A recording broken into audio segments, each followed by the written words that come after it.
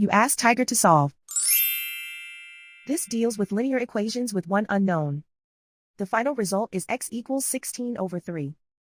Let's solve it step by step. Group all x terms on the left side of the equation. Subtract x from both sides. Group like terms. Simplify the arithmetic.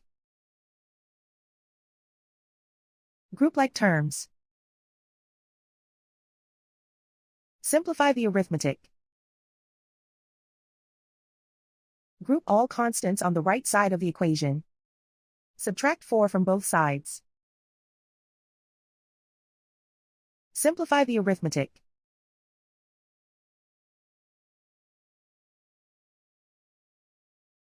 Isolate the x. Divide both sides by 3. Simplify the fraction. And so the final result is x equals 16/3.